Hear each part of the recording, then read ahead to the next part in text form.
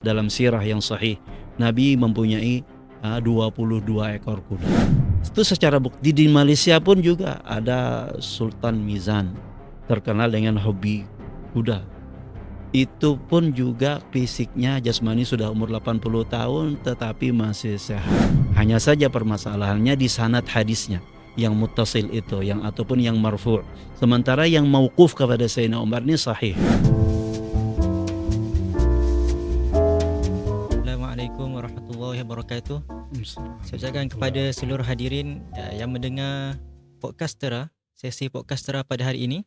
Dan pada hari ini kita akan membincangkan sebuah topik yang sangat dekat dengan sunnah Rasulullah SAW.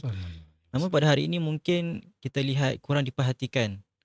Jadi tema pada petang ini sangat kita angkat untuk kita naikkan balik sunnah Rasulullah SAW ini, untuk kita berikan kesedaran kepada semua yang mendengar.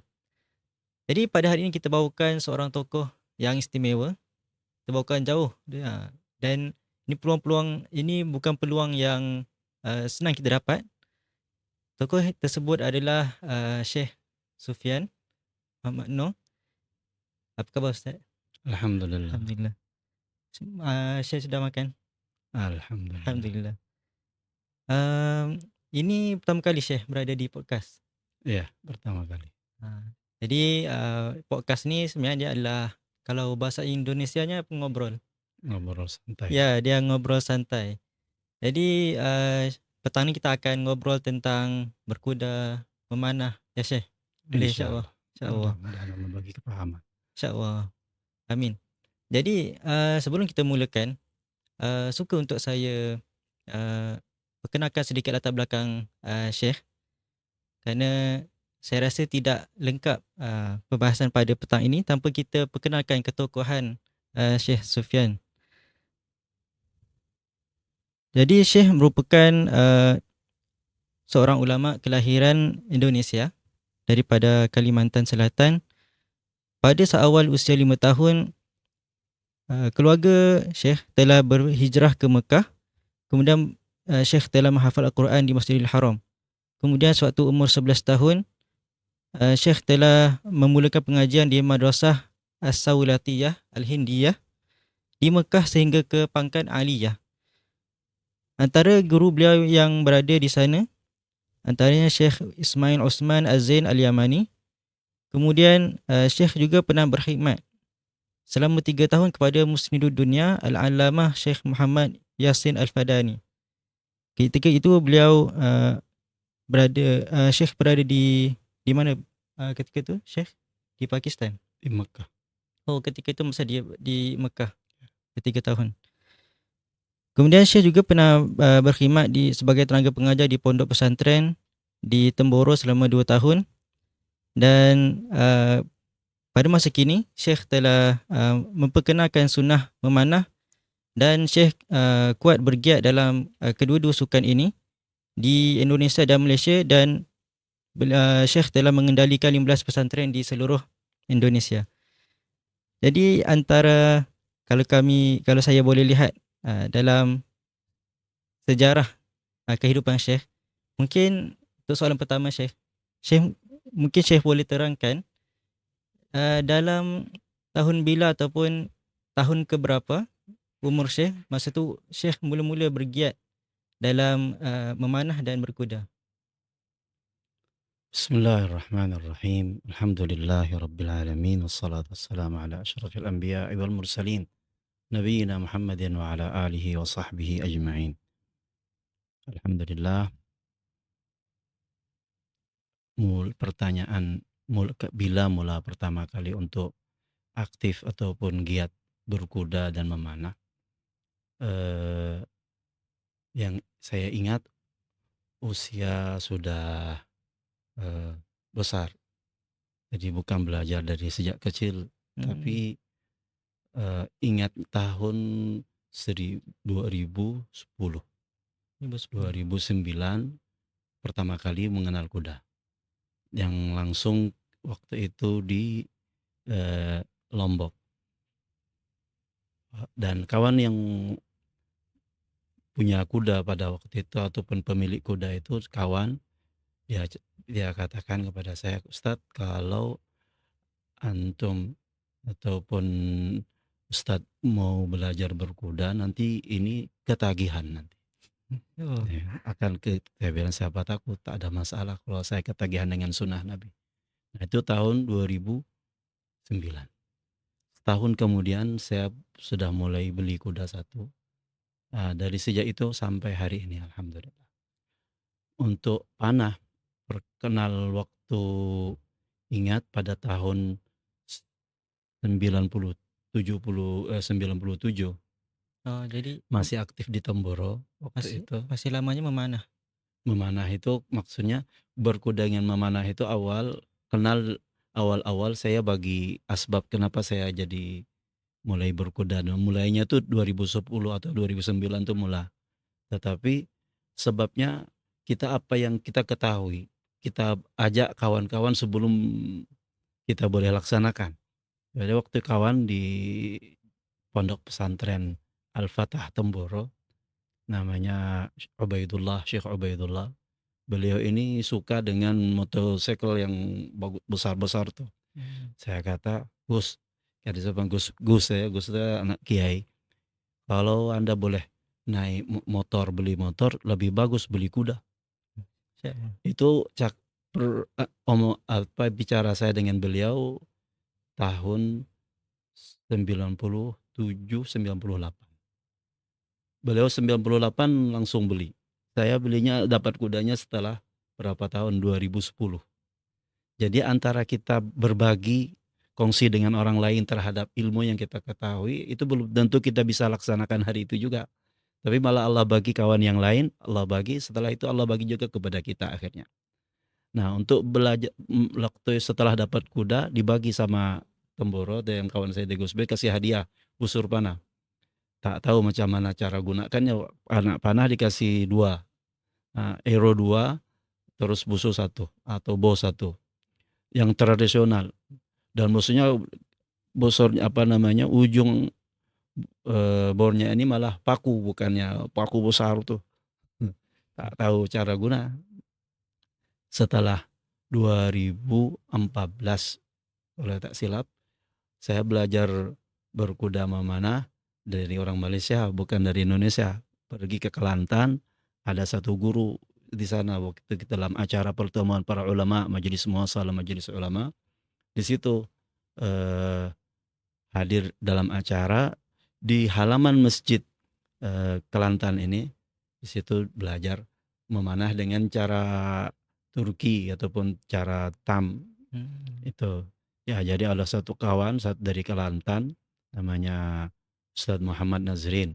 Nah, itu jangan dipanggil dengan kawan-kawan mungkin terkenal namanya Muallim Ar-Rimayah.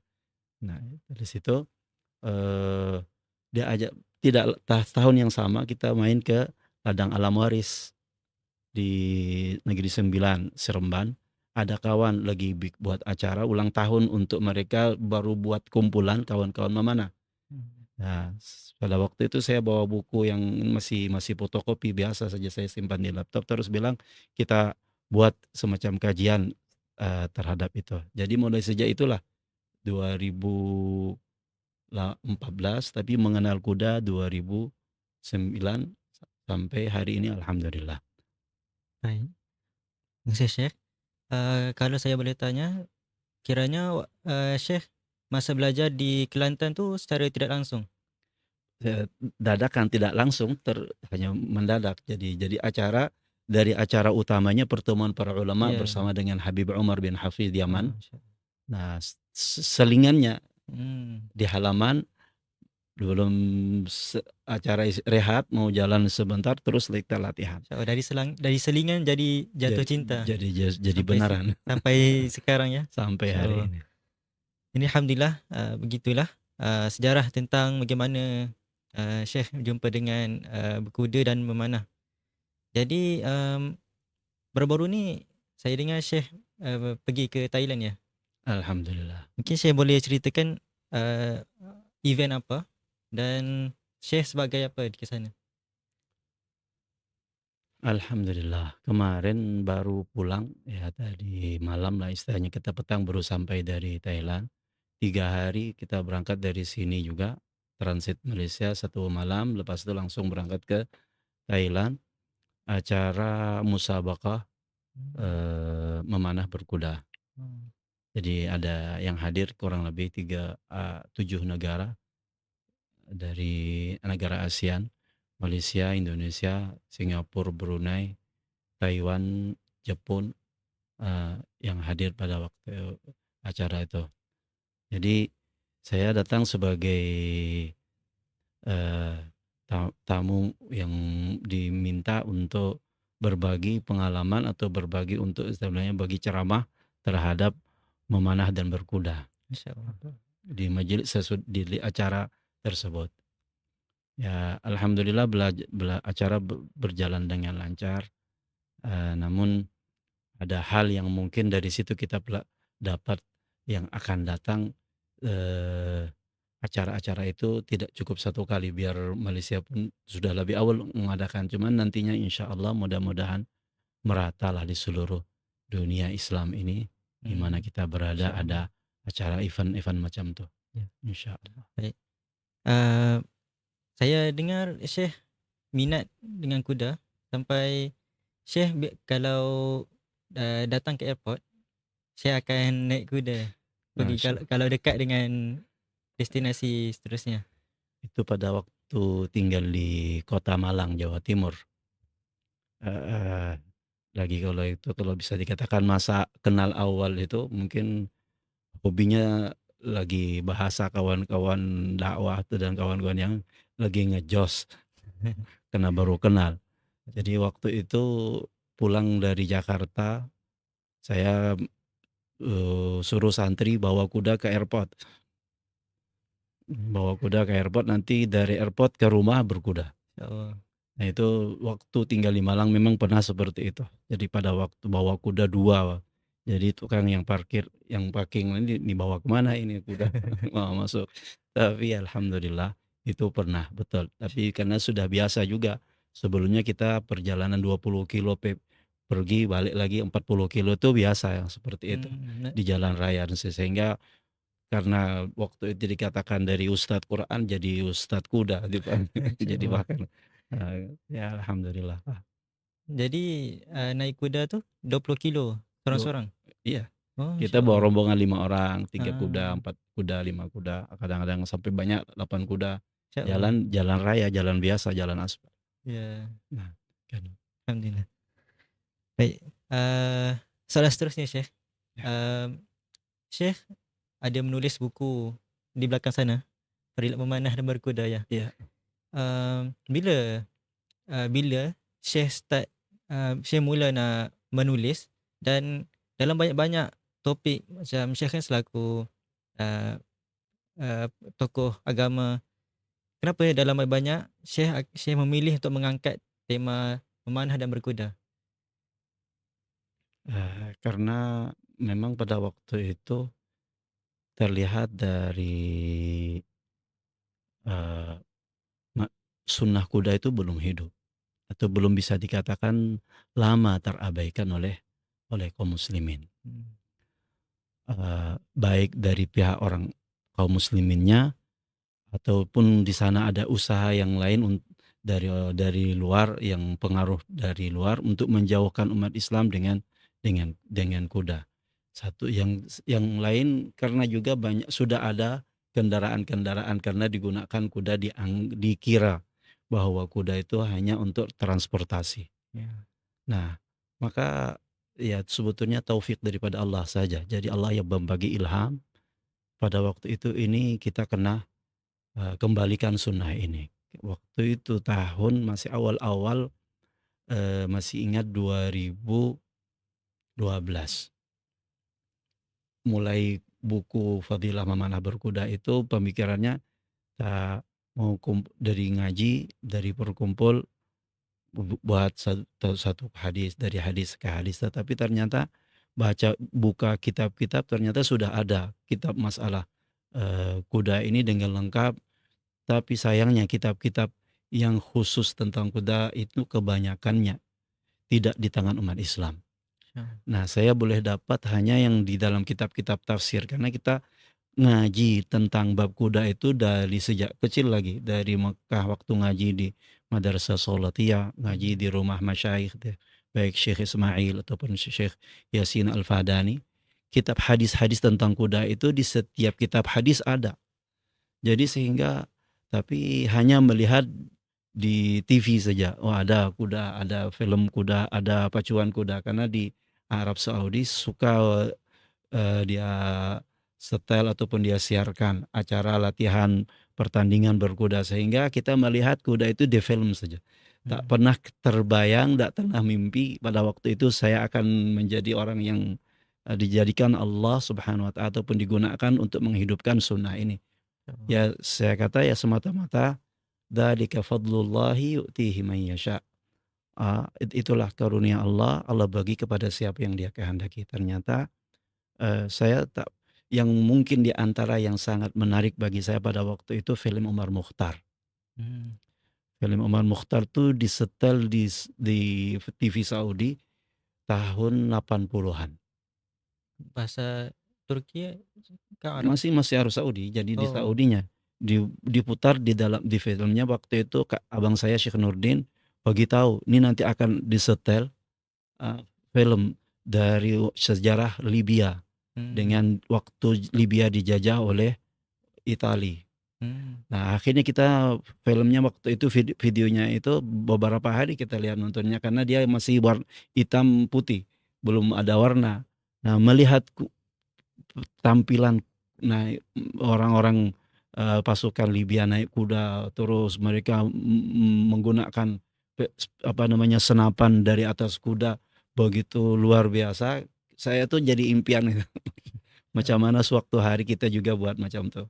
Nah, begitu tahun 2012 di Azzen Al-Makki di Bogor kita buat kawan-kawan itu karena melihat ada olahraga yang di mana-mana ada di pondok pesantren, ada di sekolah-sekolah Islam, adanya olahraga yang dulu ibu saya bilang kalau olahraga bola sepak itu adalah kepala Sayyidina Husain yang ditendang-tendang ya atau pada sepak-sepak kepala Sayyidina Husain pada waktu terjadi beliau diserang oleh kejadian peristiwa Karbala tuh. Nah, terlepas itu sahih apa tidak riwayat itu, tetapi ibu waktu itu tanamkan mak saya beritahu bahwa seperti itu sehingga walaupun pada masa itu lagi digempor-gemporkan masalah main bola pemuda disuruh main bola apa sebagainya ya difasilitasi video tentang tapi tentang kuda tak ada. Nah, tapi subhanallah Allah takdir punya aturan yang lain pada 2012 itu kita mulai bikin acara daurah pertama berkuda di Azzen. Setelah itu tidak lama bikin acara lagi di Blitar, Jawa Timur. Jadi Jawa Barat, Bogor, terus itu Jawa Timur di Blitar. Kerjasama dengan Pondok Al-Fatah Temboro, hadirkan beberapa kuda, 1 truk kuda waktu itu kita jalan di sana terus latihan dan belum sambil memanah itu 2014 baru kena. Nah, Insyaallah. Alhamdulillah. Jadi soalan seterusnya kita masuk pada buku. Jadi dalam buku ni yang saya ada baca, buku ini menerangkan tentang 3 pembahagian. Ada 3 pembahagian. Yang pertama tentang kelebihan berkuda. Yang kedua kelebihan memanah ataupun terbalik. Dan yang ketiga adalah tentang hukum hakam memanah dan berkuda. Jadi buku ni bukan sekadar tentang buku fadail. Tapi dia tapi ada juga berkaitan dengan fiqh juga. Jadi soalan seterusnya berkenaan tentang sabda Rasulullah SAW tentang orang yang pandai berenang dan memanah. Hadis. Mungkin apakah hikmah daripada dan keutamaan memanah dalam kehidupan umat Islam? Mungkin Syekh boleh kupaskan sedikit. Keutamaan memanah dan berkuda dalam umat Islam.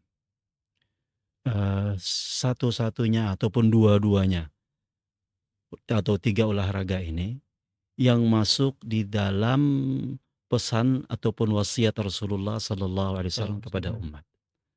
Nabi tak pernah pesan yang lain-lain, tapi Nabi pesan 3 hal ini. Ada sesuatu di balik perintah ataupun wasiat Nabi kepada umat. Di dalam hadis yang sahih, Nabi sallallahu alaihi wasallam bersabda, irtabitul khail. Irtabitu al-khair. Fa innal khaira ma'qudun fi nawasiha ila yaumil qiyamah. Bahasa Melayu katakan irtabitu, ikatlah kuda. Tapi kalau terjemah bebas ataupun terjemah yang lebih familiar dengan kita, peliharalah kuda atau balailah kuda. Pelihara kuda karena kebaikan terkait ataupun terikat, terhubung dengan kuda ini pada ubun-ubunnya kuda itu terhubung dengan kebaikan sampai hari kiamat.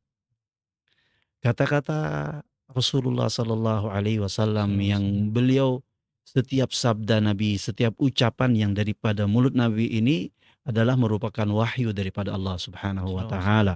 Wa ma yantiqu 'anil hawa, tidak pernah mengucap dengan ucapan yang bersumberkan hawa nafsu, tapi adalah in huwa illa wahyun yuha, tidak lain dan tidak bukan wahyu yang diwahyukan kepada beliau oleh Allah Subhanahu wa taala.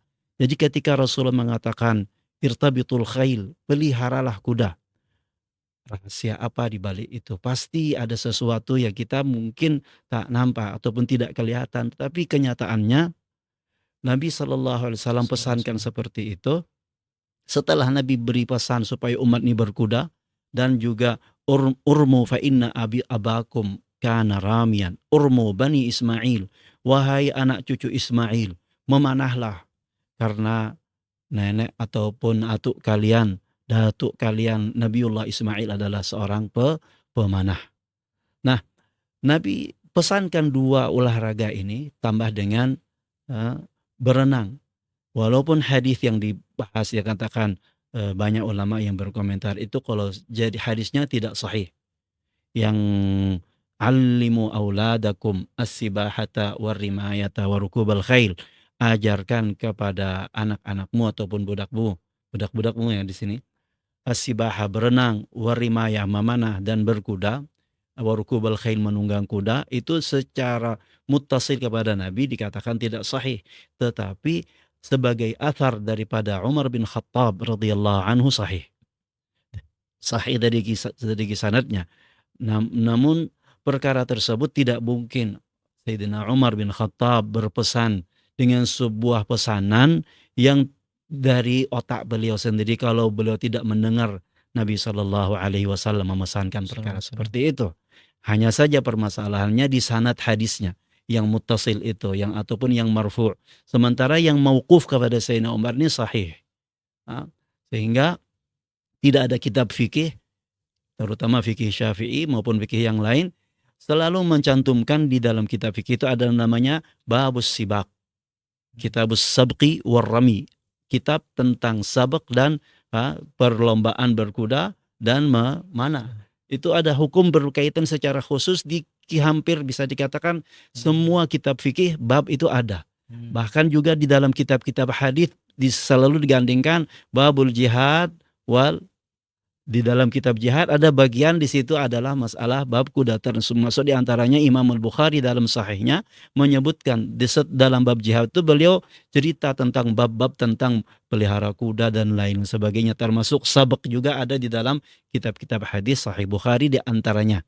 Namun, perkara tersebut kenapa umat Islam kok sudah ada perintah ada di dalam kitab-kitab hadis, ada di dalam kitab-kitab fikih yang selama ini saya belum waktu itu tidak kita ada.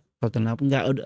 Mestinya kalau Nabi yang berpesan, otomatis yang semestinya kiainya ataupun syekhnya yang harus ada di depan melakukan perkara tersebut. Allah Subhanahu wa taala bagi ilham kepada yang hamba yang lemah ini, ternyata ya kalau macam tak ada yang perhatian karena bagi perhatian. Nah, secara khusus sebuah hadis yang disebut dengan musalsal biddahiki ala inda rukubil khail. Hadis musalsal tentang seorang yang naik kuda, sesudah itu dia senyum sesudah naik kuda. Ini dapat hadisnya waktu sejak di Mekah ngaji Sunan Abi Daud, ngaji Sunan At-Tirmidzi, ngaji Sunan An-Nasai. Ada hadis itu disebutkan di sana.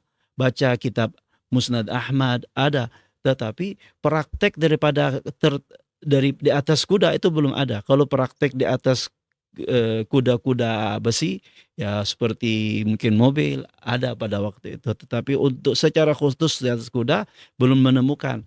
Tapi alhamdulillah itu pun juga akhir-akhir ini setelah 10 tahun lebih saya cari orang ulama yang mempunyai riwayat teori hadisnya terus praktikalnya. Ternyata alhamdulillah juga sebelum datang ke sini beberapa minggu yang lalu sudah jumpa dengan seorang syekh yang Allah kirim, beliau juga datang dari Mekah, murid daripada Syekh Yasin Al-Fadani, murid senior. Beliau ternyata dibawa oleh Syekh Yasin ke sebuah stable yang ada dekat Hudaybiyah sana.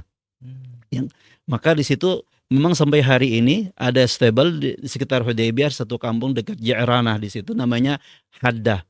Nah, Haddah ini di situ ada beberapa stable. Saya pernah main juga berkunjung ke situ, tapi setelah buku itu jadi, waktu Syekh Yasin masih kita ngaji dengan Syekh Yasin belum tahu itu. Nah, Syekh Yasin di situ mempraktekkan naik kuda terus senyum di atas kuda. Nah, ternyata yang hadir diajaknya ada murid beliau daripada Aleppo, daripada Halabi, tapi Al-Makki, Syekh Zakaria Al-Halabi. Semoga Allah jaga. Akhirnya waktu itu sudah setahun yang lalu atau beberapa tahun yang lalu saya dengar di Malaysia sudah praktek pernah dengan Syekh Zakaria untuk naik di atas kuda. Begitu saya dengar Syekh Zakaria kunjung datang ke Indonesia, langsung saya datang, Syekh benarkah Tuhan naik kuda terus ada sanadnya? Saya juga dengan Syekh Yasin sudah lama ada sanadnya, tetapi prakteknya saya belum. Kalau ya benar, terus di mana? Baru cerita di Haddah tersebut. Nah, ini pentingnya umat Islam berada di yang jawaban kenapa penting, kenapa orang yang menciptakan mobil, menciptakan kendaraan yang mewah-mewah itu mereka tidak mau tinggalkan kuda. Jadi Syekh Zakaria Al-Halabi masih hidup. Masih hidup. Sekarang berada di Indonesia. Di Indonesia, terus kemarin beliau waktu itu tak lama jadwalnya ke sini, terus balik ke Mekah, ke Malaysia. Tapi tak tahu apa sempat buat program di sini, saya tak paham. Khair. Baik, soalan kedua Syekh. Terdapat hadis bahawa belajar manah adalah hak seorang anak terhadap ayahnya. Mungkin Syekh boleh jelaskan makna hadis ini dan bagaimana ia relevan pada zaman sekarang? Mungkin pertanyaan itu sesudah katakan kalau urusan relevannya relevan. Bahkan kenapa kurang relevan di dalam Sahih Muslim. Ini hadisnya sahih dalam Sahih Muslim. Nanti akan terjadi peperangan yang dikenal dengan Al-Malhamah Al-Kubra. Dalam Al-Malhamah Al-Kubra dalam Sahih Muslim ini yang disebutkan oleh Nabi SAW, panah, kuda, pedang, bahkan juga nanti dengan Ya'juj wa Ma'juj itu ceritanya tombak mereka habiskan penduduk bumi sehingga di bumi penuh dengan bangkai orang yang mereka korbankan dengan Ya'juj Ma'juj ini. Lepas itu mereka katakan sudah tidak ada lagi di bumi ini manusia. Sekarang gilirannya kita mau menyerang penduduk langit. Akhirnya mereka arahkan anak panahnya ke langit dan tombak-tombaknya diarahkan ke langit. Mereka lepas anak panah ke arah langit. Subhanallah, Allah kasih ujian mereka difitnah oleh Allah. Anak panah yang ataupun ero-ero yang diarahkan ke langit dengan tombak-tombak itu, lembing-lembing itu balik berdarah. Sebagai fitnah mereka oleh Allah Subhanahu wa taala. Sehingga mereka bilang, mereka kata penduduk langit pun sudah kita bunuh semua. Nah, yang diceritakan oleh Nabi dalam hadis Malhamatul Kubra itu tak ada cerita tentang mobil, tidak ada cerita tentang senjata-senjata modern. Semua cerita tentang bab. Nah, kalau tidak relevan, kenapa gak mungkinlah Rasulullah SAW berpesan. Dan ini sebuah catatan, tidak ada sebuah perintah Rasul SAW yang dikatakan relevankah dengan masa kita ini. Tak ada. Semua apa yang Nabi katakan, orang yang pengen berjaya, ingin selamat dunia akhirat, mau berjaya dunianya, mau sukses di dunianya, apalagi mau sukses akhiratnya, dia tidak boleh katakan satu sunnah itu tidak relevan. Bahkan mohon maaf kalau ada yang berani mengatakan sunnah Nabi tidak relevan, dia dipertanyakan dulu imannya, dia orang Islam apa bukan.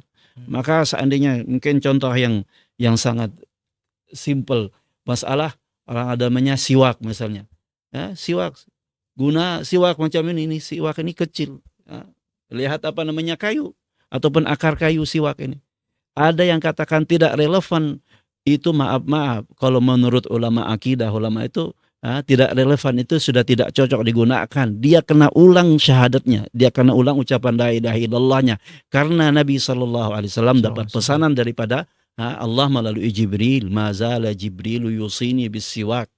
Aku sampai saya dipesani supaya siwak terus, sampai saya takut gusiku jadi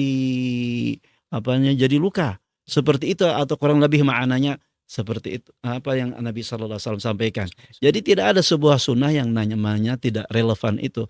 Orang yang menanyakan tidak relevan itu ditanyakan, muslimkah bukan? Pertanyaan seperti itu. Nah, ternyata orang yang menemukan sekarang tentang kelebihan memanah berkuda itu adalah yang mengkajinya malah orang kulit putih, bukan orang Islam sendiri. Nah, dari hasil penelitian di Amerika adalah bahwa orang yang berkuda digandakan kekuatan fisiknya 8 kali ganda orang biasa. Orang yang memanah, kelebihannya ketika dia mampu memanah dengan istiqamah, Allah bagi dalam dirinya sebuah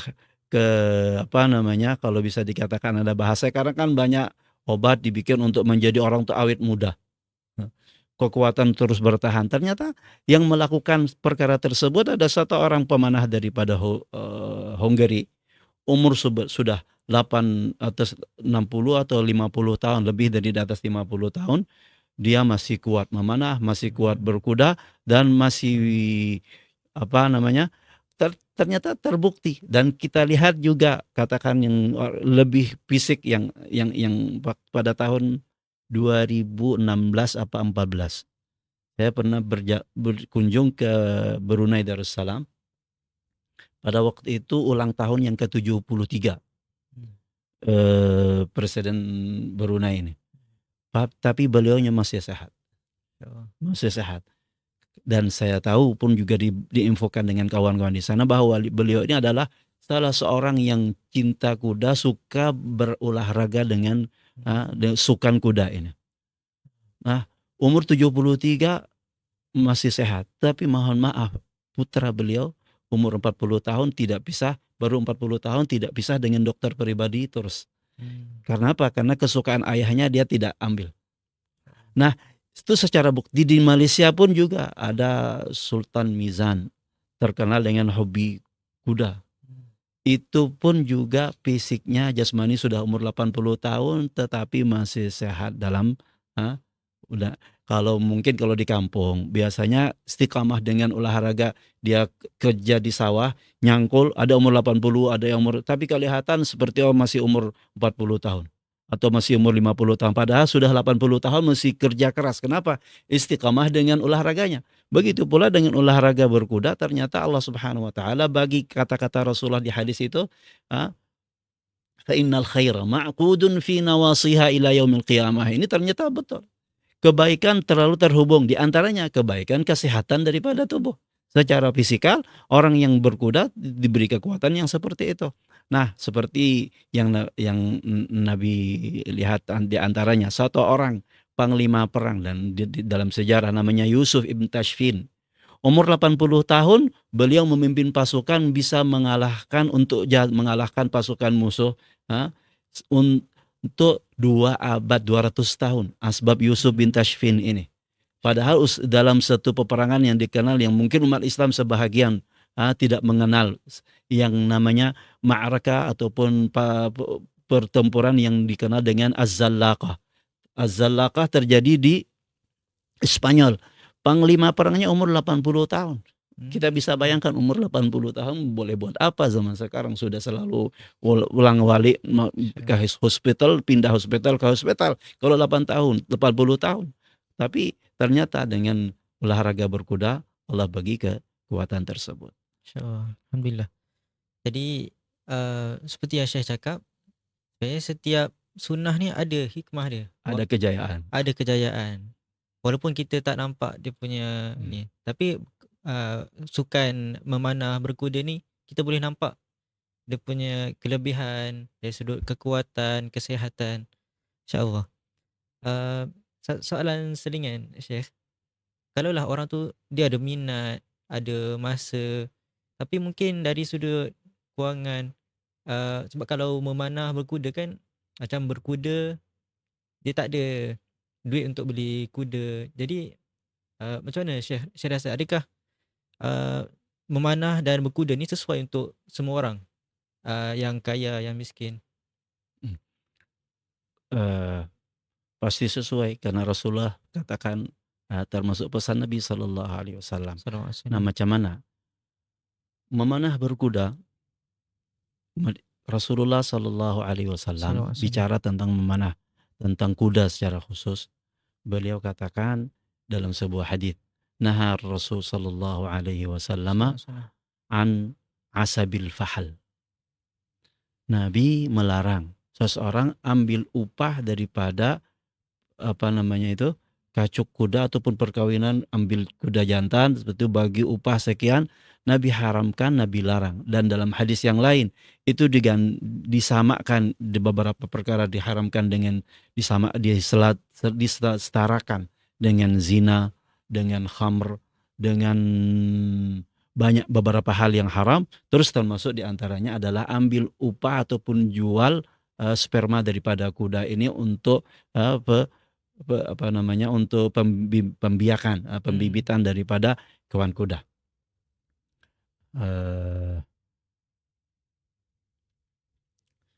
Jadi saranan daripada sarana orang yang berkuda sebetulnya perintah itu bukan kepada per orang, perintah kepada kaum muslimin, karena sediakan ya, seperti misalnya sekarang masjid, perintah untuk salat di masjid kepada siapa? Kepada semua umat Islam. Tetapi siapa yang boleh sediakan masjid? Orang-orang kaya. Maka dia kena di sini ada bagian untuk menyediakan tempat-tempat ataupun olahraga berkuda ini kepada yang lain-lain. Jangan untuk menjadikan yang sekarang ini kan dikesankan, dibagi isu bahwa kuda panah olahraga yang mahal ataupun sukan yang mahal. Padahal tidak seperti itu. Kalau ikut pola Islam di dalam perawatan, penjagaan ataupun pemeliharaan kuda ini, itu tidak jadi mahal. Kuda adalah hewan pemakan rumput, bukan pemakan makanan daripada pabrik. Pemakan rumput itu, maka kalau seandainya dilakukan di Malaysia, Indonesia, di Melayu secara khusus, semestinya penjagaan kepada kuda atau pemeliharaan kuda ini paling murah kosnya dibandingkan dengan negara yang padang pasir yang tidak punya rumput. Kita punya rumput malah jadi masalah. Kena bersihkan, kena potong rumput, perlu biaya. Padahal kalau diguna untuk pakan hewan itu sudah cukup sebenarnya. Tapi isu yang disebar untuk ganti pakan yang semestinya menjadi pakanan utama untuk kuda, yang 75% mestinya rumput. Nah, itu kalau mau rumput mana susah? Di mana-mana ada.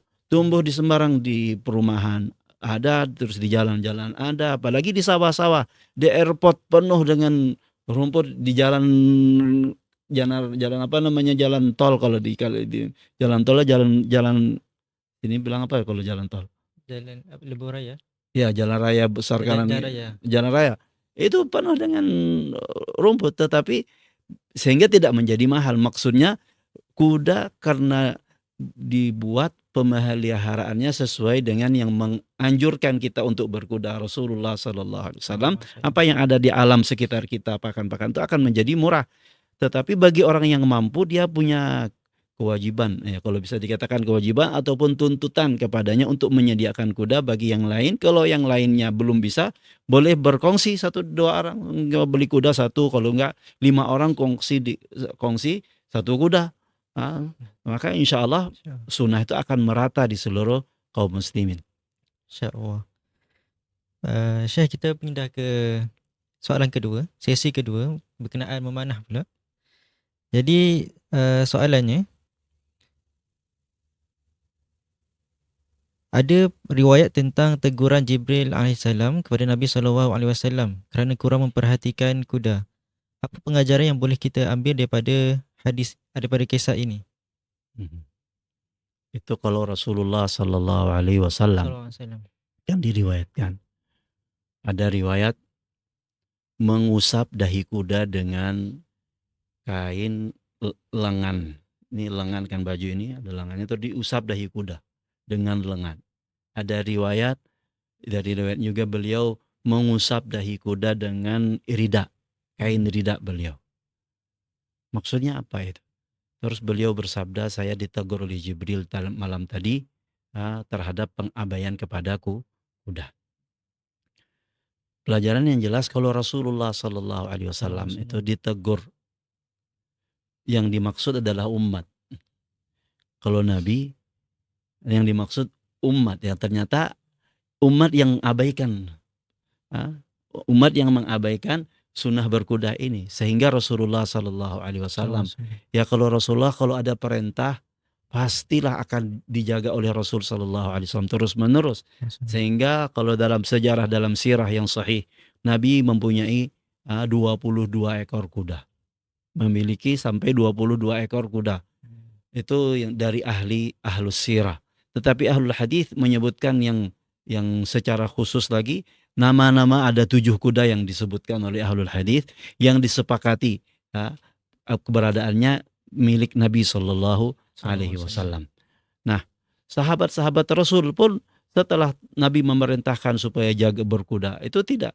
Abu Dzar radhiyallahu taala anhu, seorang yang dikenal wahid, yang tunggal sendiri, orangnya dikatakan dia miskin di pandangan yang lain, dibandingkan bukan orang yang kaya, yang tidak mampu, tapi Abu Dzar adalah seorang yang hidup sederhana.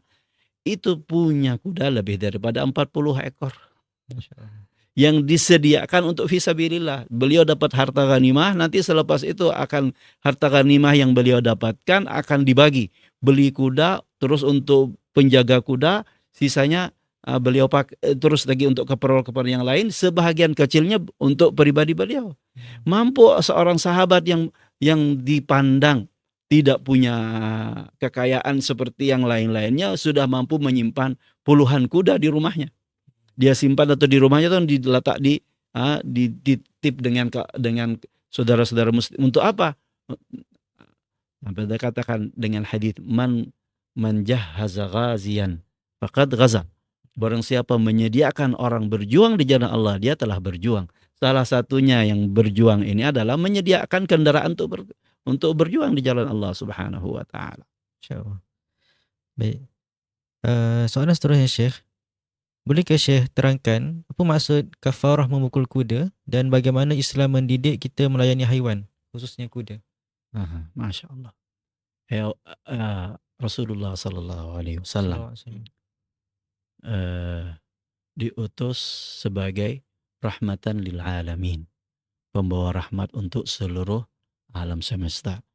Jangankan manusia, hewan, bahkan batu-batuan, tanaman pun Nabi Sallallahu Alaihi Wasallam diperintahkan oleh Allah di dalam surat Al-Hasyr, ma qata'tum min linatin aw taraktumuha, ma qata'tum min linatin aw taraktumuha fa biidznillah.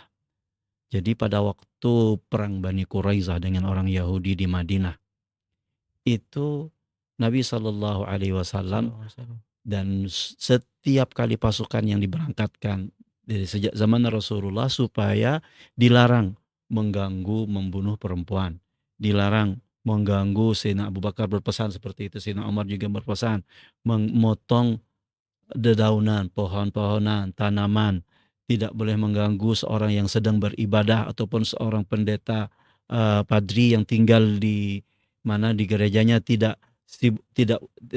sibuk dengan ibadahnya. Dia tidak boleh mengganggu hewan, tidak mengganggu tanaman, tidak mengganggu pokok, tidak mengganggu semua tanaman yang ada. Semua itu namanya rahmah, kasih sayang. Dikenal juga Islam aja diambil daripada assalam, kesejahteraan, bagi kesejahteraan kepada semua, damai dengan semua makhluknya Allah Subhanahu wa taala. Di antaranya dengan kuda. Maka ada seorang, jangankan istilahnya memukul kuda, dilarang. Apalagi manusia, kuda saja dilarang, dapat kifarah untuk dapat kena ganti. Tetapi bahkan di dalam, ada seorang sahabat waktu itu naik kuda, kudanya dilaknat sama dia dengan ucapan yang maka kata Rasulullah, kamu kena laknatmu tidak akan tercabut. Maksudnya satu orang yang tidak boleh ikut sama kita. Jadi rombongan kamu ini karena sudah kamu kata-kata ucapan laknat itu terucap dari mulutmu, tidak boleh gabung dengan kita. Kita tidak boleh bersama dengan seseorang yang sudah kena laknat. Nah seperti itu. Nah dengan kuda, kefarahnya ataupun tebusan daripada kesalahan seseorang memukul kuda, ataupun maka dia kena gunakan kudanya itu seumur hidup di jalan Allah Subhanahu wa ta'ala. Jadi tentang zalim pada kuda tu ada ancaman khusus ya. Ancaman terhadap Ya, tadi yang lelaki tu memukul kuda tu, dia ada laknat tu. Bukan. Jadi orang melaknat kendaraannya pada waktu itu dengan kudanya, maka Nabi hukum orang itu kena sanksi, Pulau. tidak boleh ikut dengan rombongan Rasulullah. Ya. Rombongan yang berikutnya dia boleh ikut. Ya. Okay. Kita pergi pada hukum. Saya ada tengok pada buku yang Syekh tulis.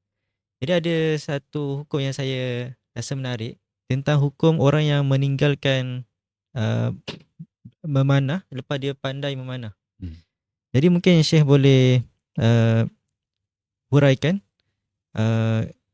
tentang hukum ni dan apa hikmah daripada hukum ni. Di situ kan ada beberapa riwayat tentang hukum itu. Ada riwayat yang mengatakan laisa minna, tidak termasuk daripada golongan kami. Ada riwayat dia kufur kepada nikmat. Ada riwayat dia telah maksiat kepada Nabi. Faqad asa, dia telah bermaksiat ataupun durhaka dengan perintah. Adapun masalah hukumnya, macam mana ini hukum tersebut, apakah hukum memanah ini hukumnya wajib, apakah sunnah, apakah, yang saya tahu berkaitan dengan perkara tersebut adalah sesuai dengan keadaan. Jadi kuda secara umum sunnah, tetapi bisa menjadi wajib memanah dan berkuda, lihat keadaan dan kondisinya. Itu disebutkan oleh Imam Al-Qurtubi dalam tafsirnya, bisa menjadi fardu kifayah pada sewaktu, ya sebetulnya dari paling ringan hukumnya sunnah. Kalau dalam kondisi umat Islam terancam, ataupun mesti ada orang yang ahli, sebut dengan fardu kifayah kata beliau. Wa qad yata'ayyan, tetapi bisa menjadi pada suatu kondisi tertentu menjadi wajib fardu ain bagi setiap muslim muslimah untuk untuk belajar berkuda dan memanah. Nah, dari situ kata-kata maksiat itu, durhaka, bukan daripada golongan kami, dan ulama bagi rincian terhadap perkara tersebut. Namun perkara ini di antara yang mungkin yang kemarin itu pernah tadi di awal ditanyakan, saya juga tidak berani karena ada bahasa kata-kata daripada ulama. Tak boleh bagi fatwa kalau ada Imam Malik di kota tuh. La yufta wa malikun bil Madinah. Saya tahu di sini banyak ulama, di antaranya abang saya sendiri, Syekh Nuruddin. Jadi kalau saya bagi fatwa, bagi-bagi sementara ada Imam Maliknya, saya bilangnya apa? Bahasa Jawanya kualat, itu pun kurang adab. Jadi lebih perkara yang berkaitan dengan hukum-hukum perkara tersebut. Di antaranya tadi saya sempat bertanya kepada beliau tentang pertanyaan gimana hukumnya berkuda. Maka saya bagi dengan kawan di sana waktu acara Bahsul Masail dengan beberapa ulama yang ada di sini. Maka saya minta untuk beliau bagi jawaban terhadap tersebut. Tadi beliau kirim jawabannya dengan suara.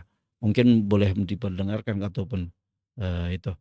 Saya belum dengar juga jawabannya tadi, baru itu. Baik.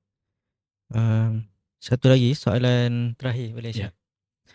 Boleh saya kongsikan tentang pemanah dalam kalangan para nabi? Ini pada dalam kalangan para nabi dan nama panah Rasulullah SAW.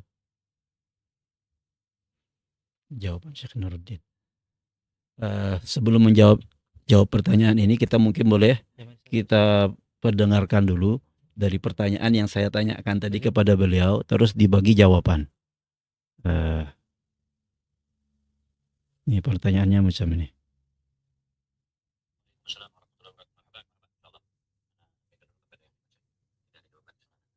Nah, ini. Nih, pertanyaan.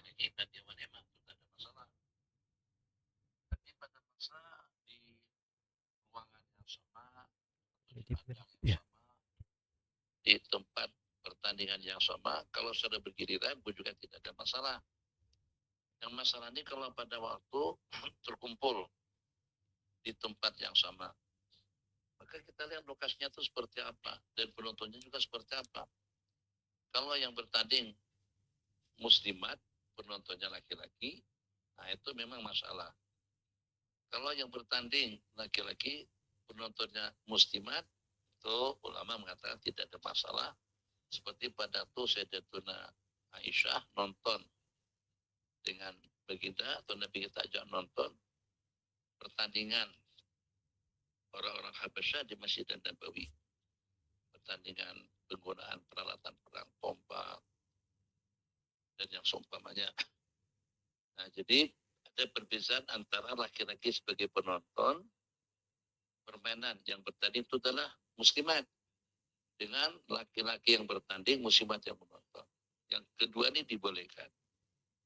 Yang ketiga, kalau seandainya muslimat penontonnya muslimat, laki-laki penontonnya laki-laki, tapi pada masa sama ada ikhtilat fahish.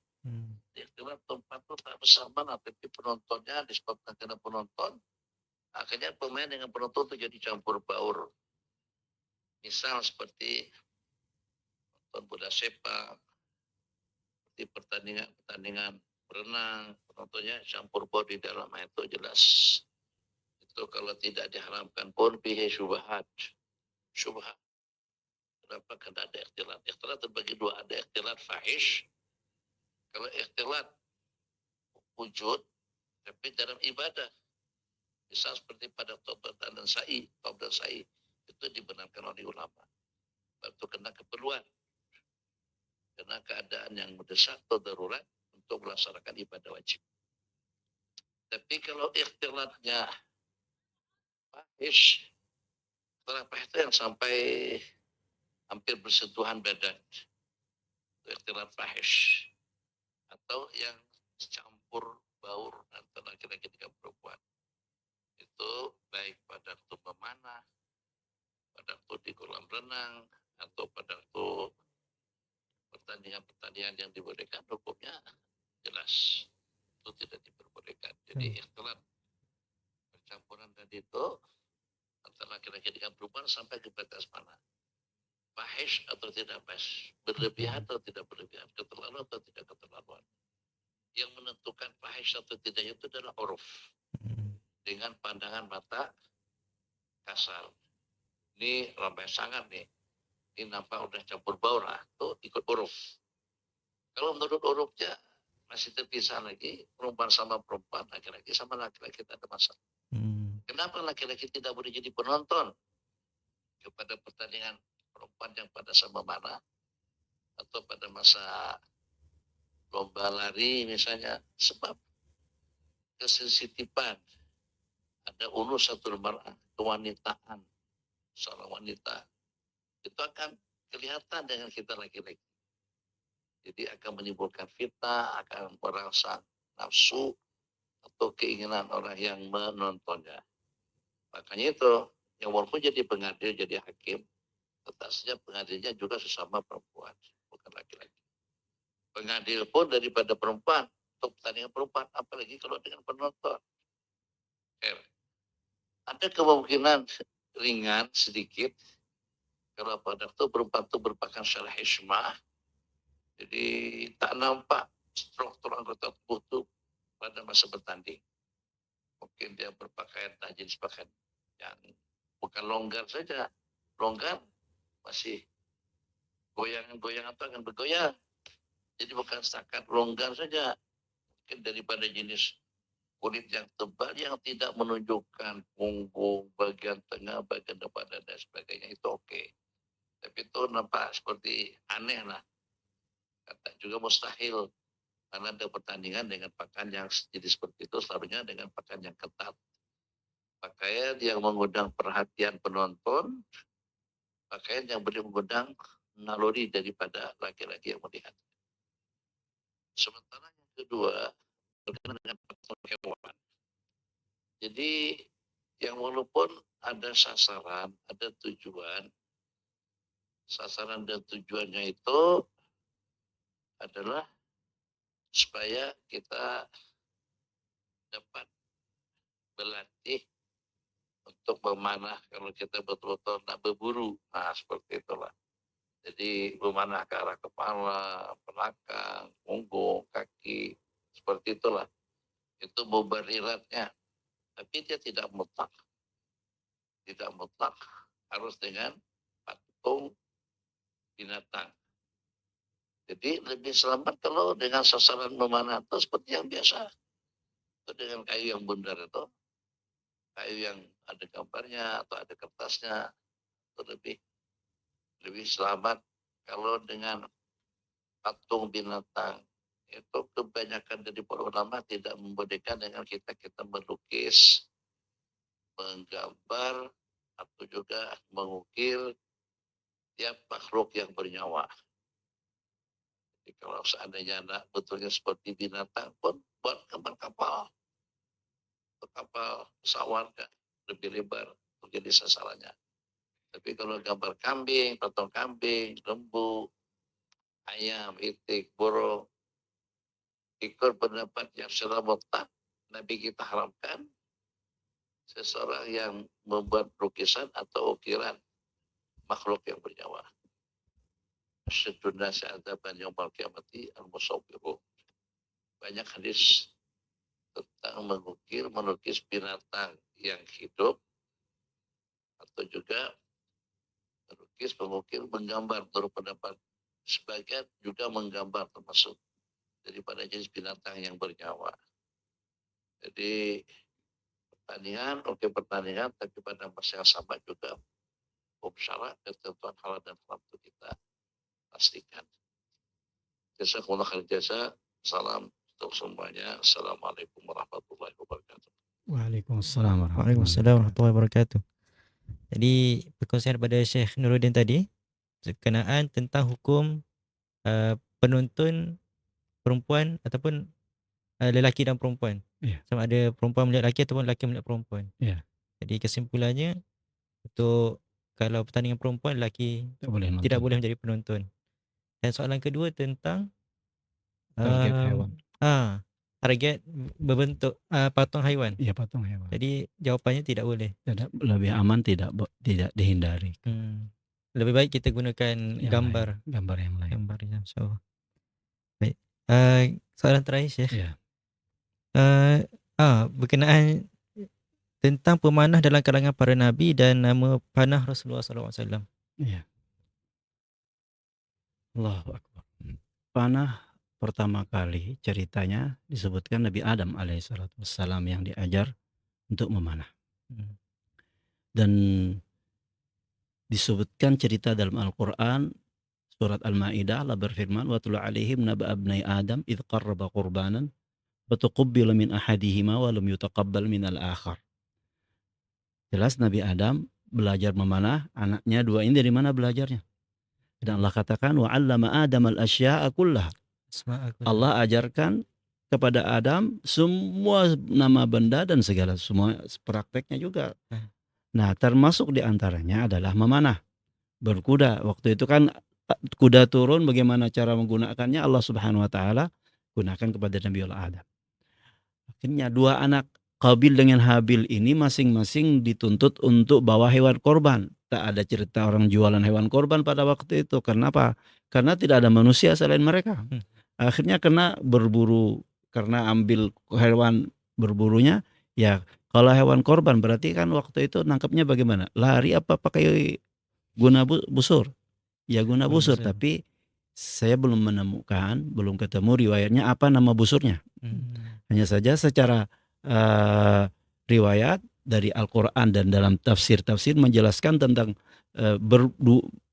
anak Nabi Adam Habil dengan Qabil ini setelah karena perkaranya bukan fasilitas ataupun sarana untuk berburunya yang penting itu, tapi yang dikehendaki dalam Al-Quran dan menceritakan setelah mereka bawa buruannya yang mereka dapatkan, ternyata di situ ada yang Habil memberi bawa buruan yang terbaik dikorbankan sebagai hewan korbannya, diserahkan kepada Allah Subhanahu wa taala, sementara Qabil yang dia bagi malah yang buruan yang terjelek, yang ditaruh. Jadi itu masalah amal, yang orang ketika dia beramal dia beri yang terbaik, dengan satu orang yang memberi amal yang terburuk dia bagi.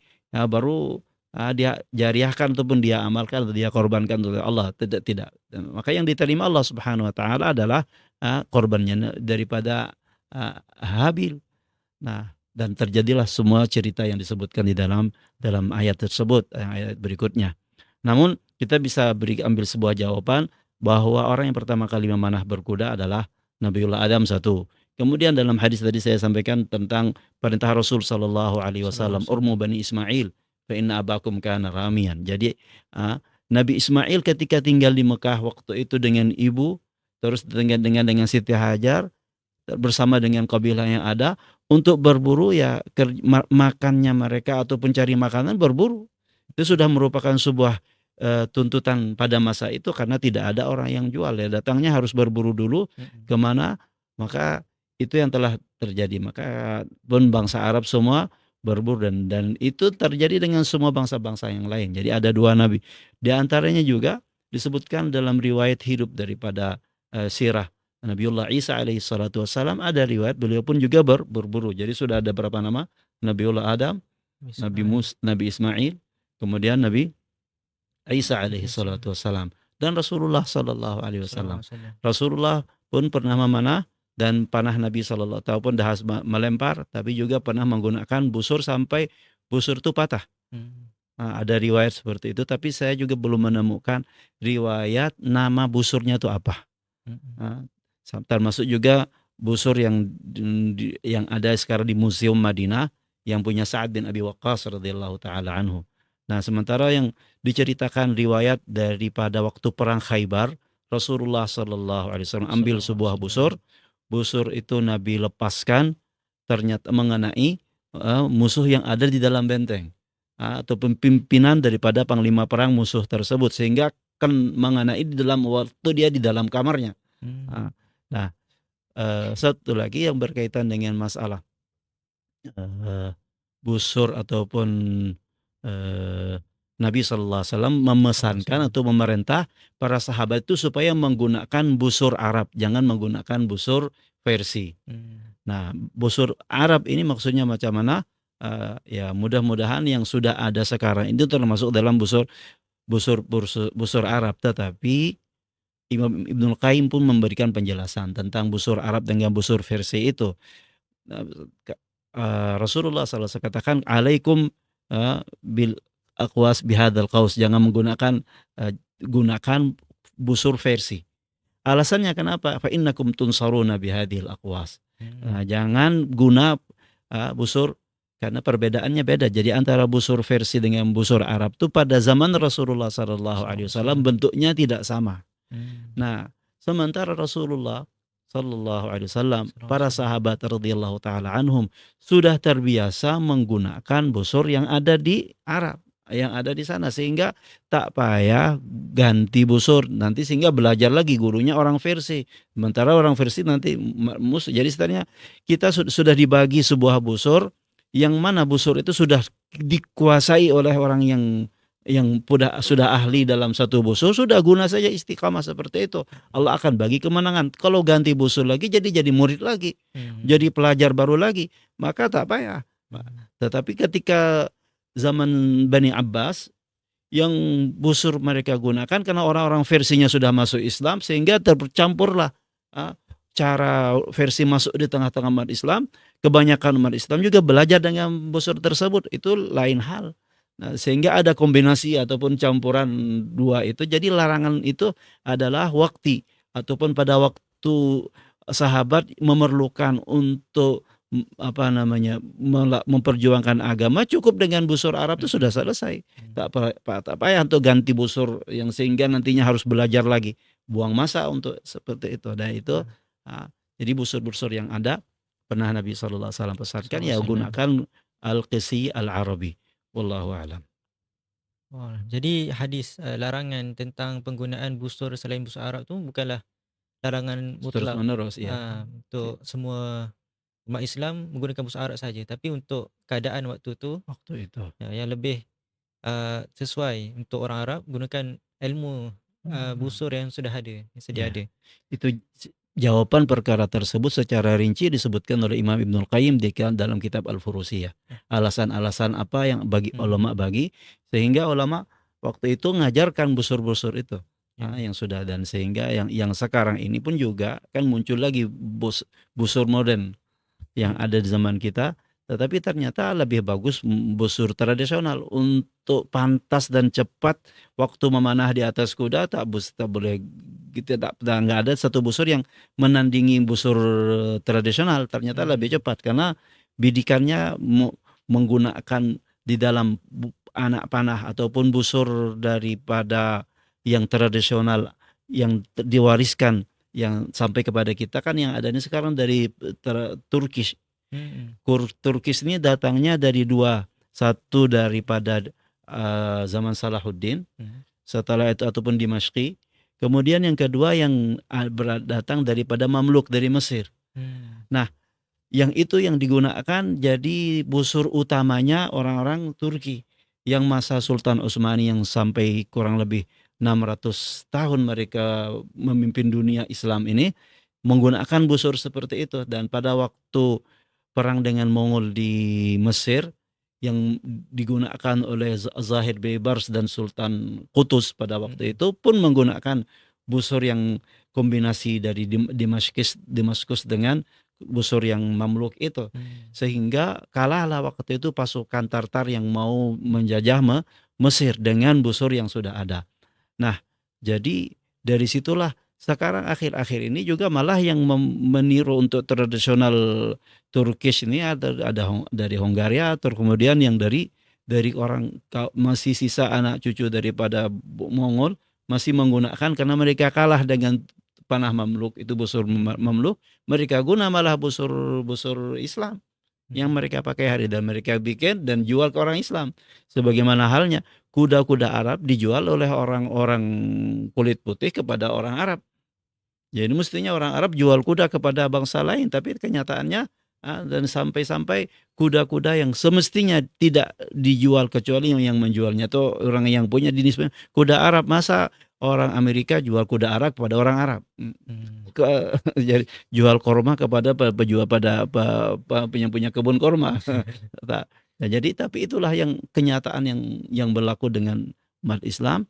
Maka mudah-mudahanlah melalui acara ini mudah-mudahan sampai ya kepada kita umat Islam kena bagi perhatian kepada olahraga ataupun sukan yang dua ini ataupun yang tiga ini. Kalau yang tiga itu sudah, cuman dengan catatan menjaga hukum-hukum yang telah berlaku yang sudah istilahnya ikhtilatnya dan lain-lainnya. Jadi sekarang saya pernah bertanya tentang masalah ikhtilat yang disampaikan oleh Syekh tadi itu, Syekh Nuruddin, dalam bertanya dengan Habib Abu Bakar Adeni pada waktu Muktamar Ulama Ahlus Sunnah wal Jamaah di Selangor. Waktu itu saya bertanya, gimana?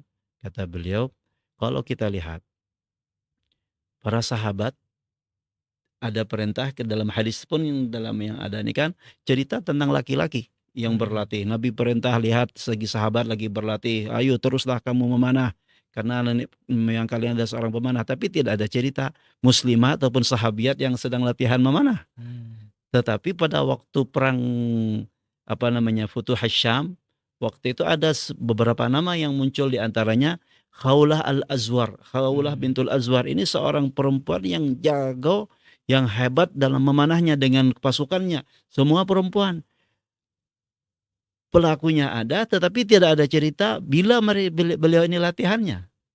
Kan tidak disebutkan di dalam sirah bahwa Khawlah itu latihan, Khawlah itu ada latihan bersama. Begitu pula sahabiah yang lain. Nah, ternyata saya tanyakan perkara tersebut waktu Sayyidina Ali bin Abi Thalib radhiyallahu taala an, setelah waktu terjadinya peperangan yang di zaman Sayyidina Ali dengan waktu Siti Aisyah mimpin pasukan itu, maka dibalikkan, Siti Aisyah karena dihantar dari Basrah ke Mekah. Maka di perjalanan ke Mekah ini, sampai di Mekah, di situ dihantar oleh 40 orang yang bertutup dengan rapi, dikira ada pasukan laki-laki. Menghantar Sayyidatina Aisyah radhiyallahu taala anha pergi sampai ke Mekah. Sampai di Mekah, warga Mekah, masyarakat Mekah pada waktu itu komplain. Ini macam mana kok Sayyidina Ali hantar Siti Aisyah dengan pasukan laki-laki? Ternyata dibuka, mereka yang dikatakan laki-laki ini ternyata begitu buka, ya misalnya ibu-ibu ini, kenapa Siti Aisyah, siapa yang hantar? Itu pasukan tuh. Loh ini kan laki-laki. Mereka akhirnya buka wajahnya, ternyata semua yang 40 itu perempuan. Nah, bila latihannya tak ada riwayat cerita. Jadi yang penonton laki-laki memang, kecuali muhrimnya sendiri yang ngajari. Misalnya sekarang laki-laki muslimin belajar memanah dengan baik, berkuda dengan baik, memanah di atas kuda dengan baik. Selepas itu ajar kepada anak istri. InsyaAllah. Jadi kita berada di penghujung podcast, Syekh. Jadi kami daripada pihak Gili Ilmu mengucapkan terima kasih pada Syekh atas perkongsian ilmu tadi berkenaan memanah, berkuda dan hukum hakam berkaitan memanah dan berkuda. Dan moga-moga usaha kita petang ini dapat menjedarkan pendengar-pendengar di luar sana berkenaan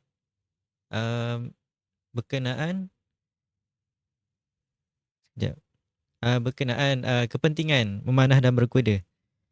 Ya. Ada soalan daripada TikTok, Syekh, boleh? Boleh. Boleh Syekh kongsikan cara menjinakkan kuda sehingga boleh jadi seperti teman yang rapat?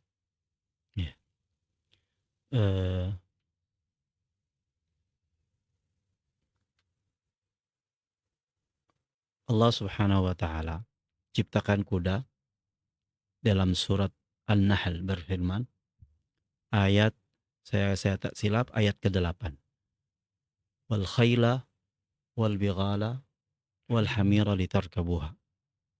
Kami ciptakan kuda, bighal, hamir atau keledai, untuk menjadi hewan yang kamu tunggang. Litarkabuha, dan akan menjadi sebagai hiasan. Ini kuda itu memang sudah dijinakkan oleh Allah kepada kamu. Kepada kamu ini maksudnya siapa? Maka disebutkan di awal-awal daripada bab fadilah berkuda itu adalah, pertama kali orang yang menjinakkan kuda ini adalah Nabiullah Ismail. Allah yang tundukkan kepada beliau. Tapi juga ada riwayat yang dalam riwayat Imam Al-Hakim rahimahullahu taala, beliau katakan di situ, aku ketika Nabi Adam diajarkan oleh Allah segala sesuatu, Nabi Adam suruh milih hewan yang mana. Akhirnya Nabi Adam memilih kuda.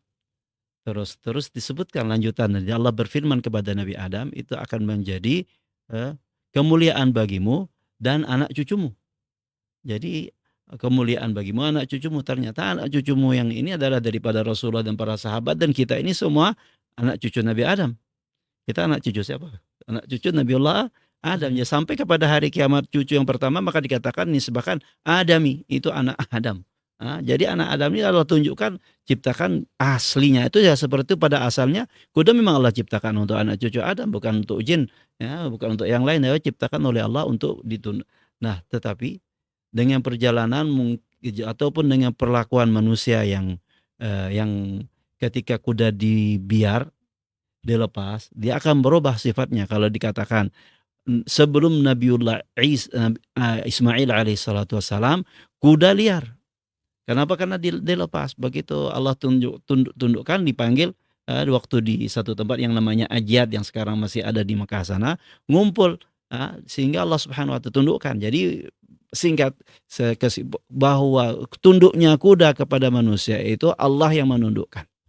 Nah, maka kalau Allah yang menundukkan tak ada susahnya, tapi karena berarti orang yang berkuda ini satu kena taat, jadi akan menjadi hiasan bagi para kekasihku. Nah, disebutkan penghina bagi musuh-musuhku. Jadi Allah jadikan kuda seperti itu dari awalnya. Tapi manusianya harus menjadikan manusia yang benar menjadi hamba-hambaku. Menghambakan diri kepada Allah Subhanahu wa Ta'ala dengan apa? Dengan taat kepada Allah, kepada perintah Allah dan sunnah Rasul Sallallahu Alaihi Wasallam. Dan dengan apa juga? Dengan yakin tadi, kemudian dengan sunnah Nabi. Dengan bagaimana cara pendekatan kepada kuda? Maka kalau kita datang kepada kuda, mendekati kepada kuda, dianjurkan supaya kita mendekat daripada arah hadapan, dari muka, dari depannya, bukan dari belakang. Datang mendekat kepada hadapannya, terus terlepas itu kita mengusap tangan kita ke dahi kuda sambil membaca doa.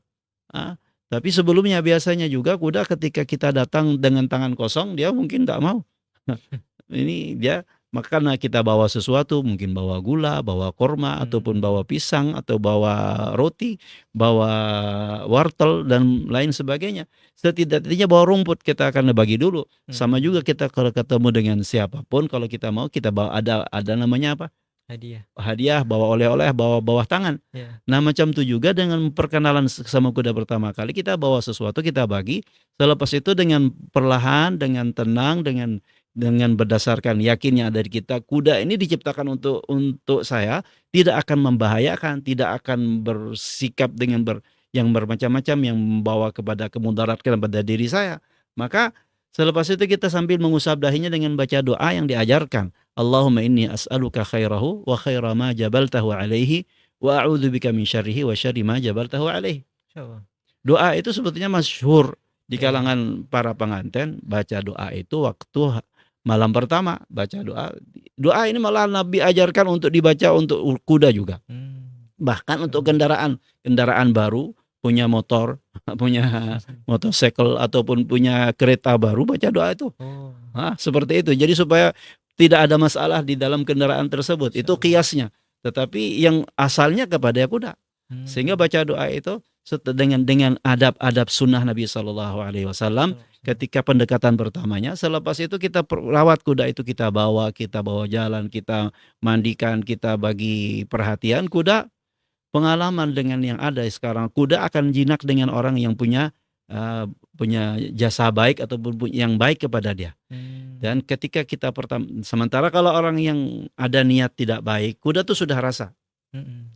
Dan dia mengenal kita melalui bau badan kita, dari bau keringat. Dan ini orang, dia tidak mengenal orang ini dari mana, tidak kenal. Yang dia kenal adalah bau. Tapi begitu orang yang datang dari hadapan, oh ternyata ini yang punya bau badan yang seperti ini orangnya. Terus ternyata membawa sesuatu, membawa hadiah, maka dia akan bersikap juga dengan baik. Namun juga ada ulama memberikan ajaran, di antaranya sambil mengusap kalau kuda itu ternyata mungkin karena pernah diperlakukan dengan perlakuan yang kasar, antara yang mukul, jadi dia trauma dengan kedatangan kita. Maka setelah kita bawa dengan hadiah tadi itu akan hilang. Maka juga di antaranya dianjurkan yang di dalam riwayat Imam An-Nawawi dalam Kitabul Adhkar, ketika kita melihat kendaraan kita ataupun kuda kita mulai sikapnya tidak sesuai ataupun tidak menyenangkan, maka baca doa di atasnya, baca ayat yang berbunyi afa ghaira dinillahi yabghun walahu aslama man fis samawati wa man fil ardi. Apakah agama selain Allah yang mereka kehendaki? Kalau artinya sementara telah ditundukkan ataupun telah tunduk kepada Allah yang di langit maupun yang di bumi. Ayat itu dibacakan kepada kuda, maka dia akan menjadi jinak yang liar ini. Bahkan juga ada riwayat lagi di situ, kalau ada kuda yang nakal, maka diadzankan di telinga kanannya. Adzan ini orang bukan hanya yang kena nakalnya kena kesana ke pengaruh daripada setan, bisa ngusir adzankan kepada makhluk ataupun hewan yang lagi kesetanan. Jadi lagi jadi sikap di adzan itu akan mengusir setan, gangguan yang dia rasa. Atau kadang-kadang kuda ada masalah di kakinya, ketika orang mau dekat dia tak mau. Mungkin ada luka, ada batu yang menusuk di kakinya, ada apalah, maka kena periksa dulu, dilihat dalam keadaan apa. Nah, maka kurang lebih seperti itu. InsyaAllah. Allahu a'lam. Tadi Syekh ada kongsikan tentang doa sebelum kita nak naik kuda. Ni ada tanya, apakah doa yang perlu dibaca ketika menunggang kuda? Sama, jadi asal doa naik sunnah naik doa naik kendaraan itu asalnya naik digunakan untuk kuda awalnya. Nah, bismillah, alhamdulillah, subhanalladzi, bismillah, subhanalladzi. Setelah kita naik waktu pijak seterap itu baca bismillah. Pas itu kita duduk di atas kuda baca alhamdulillah. Selepas itu baca lanjutannya subhanalladzi sakhkhara lana hadza wa ma kunna lahu muqrinin. Sama hanya dengan kita waktu itu, terus setelah itu dikiaskan naik kereta baca seperti naik pertama baca bismillah, duduk alhamdulillah, begitu sudah tegak di atasnya baca subhanalladzi sakhkhara lana hadza wa ma kunna lahu muqrinin. Itu awalnya asalnya digunakan oleh Rasulullah dan dicontohkan untuk kuda dan kendaraan yang disebutkan di dalam surat An-Nahl tadi, onta bighal dan hamir, dan onta juga, karena itu onta digunakan double fungsi. Jadi doa itu dibaca subhanalladzi sakhkhara lana hadza wa ma kunna lahu muqrinin. Namun ada hadis yang saya tak boleh sampaikan di sini, yaitu yang disebut dengan musalsal bid-dhahik inda rukubil khail. Musalsal dengan tertawa ataupun tersenyum sesudah naik di atas kuda. Ini kena ada kuda. Kan ada kuda baru boleh disampaikan. Tapi walaupun untuk bisa sempurnanya riwayat ini, tetapi kalau tidak sempurna boleh disampaikan teorinya juga lebih awal. Katakan sebahagian, walaupun prakteknya tidak sempurna, teorinya boleh saya bagi. Sebabnya hadis ini disebutkan Rasulullah sallallahu alaihi wasallam, atau cerita awal Sayyidina Ali radhiyallahu taala anhu naik, dibawakan kuda atau dabah yang disebut dengan kuda, terus di hadapan Sayyidina Ali, beliau pun naik kakinya sudah tegak, terus duduk membaca bismillah, alhamdulillah, subhanallah, sampai seterusnya. Selepas itu beliau baca alhamdulillah 3 kali, alhamdulillah, alhamdulillah, alhamdulillah, Allahu akbar, Allahu akbar, Allahu akbar 3 kali. Terus beliau membaca subhanaka inni zalamtu nafsi faghfirli fa innahu la yaghfirudz dzunuba illa anta. Setelah itu menadah ke arah langit terus sambil senyum. Sesudah beliau senyum ditanya, Tuhan, pasal apa tertawa dan tersenyum? Kata beliau, inilah yang telah saya melakukan, apa yang telah dilakukan oleh Rasulullah sallallahu alaihi wasallam pada masa beliau naik kuda. Maka saya pun bertanya juga pada waktu itu, saya tanya, kenapa Rasulullah tertawa? Maka kata Rasulullah sallallahu alaihi wasallam, innallaha la ya'jabu min 'abdihi aw la ya'jabu minal 'abdi an yaqula rabbighfirli 'alima annahu la yaghfiru dzunuba ghairi. Jadi Allah senang, suka kepada hambanya saat dia sadar ataupun dia sadar bahwa tidak ada yang boleh memberi ampunan kecuali hanya aku, selainku tidak ada. Jadi karena dalam doa itu, ya Allah, subhanaka, maha suci engkau, inni zalamtu nafsi, saya telah menzalimi diri saya sendiri, faghfirli, maka berilah ampunan kepada saya. Fa innahu la yaghfiru dzunuba illa anta, tidak ada yang boleh memberi ampunan dosa kecuali hanya engkau. Allah mendengar doa itu, ucapan hambanya minta ampun tuh, Allah senyum, atau dalam dia senyum itu kata Allah tertawa, Allah pun Allah suka, la ya'jab, kagum. Kata kagum itu dengan artian Allah ridha kepada hambanya. Ridha kepada hamba yang sadar bahwa dia tidak akan dapat ampunan kecuali daripada Allah Subhanahu wa taala.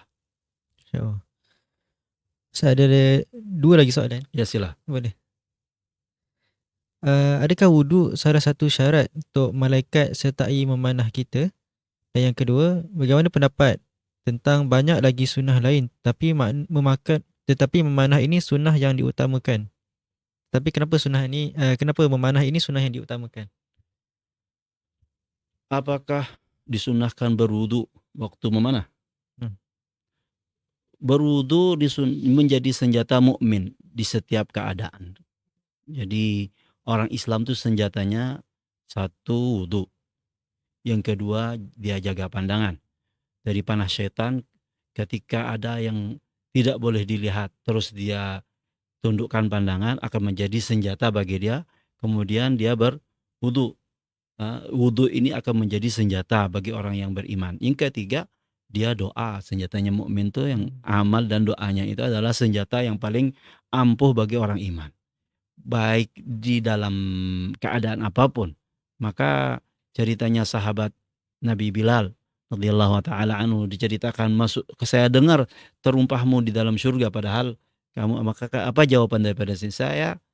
Tidak banyak punya amalan, teman. Setiap kali selesai wudu saya ambil 2 rakaat salat.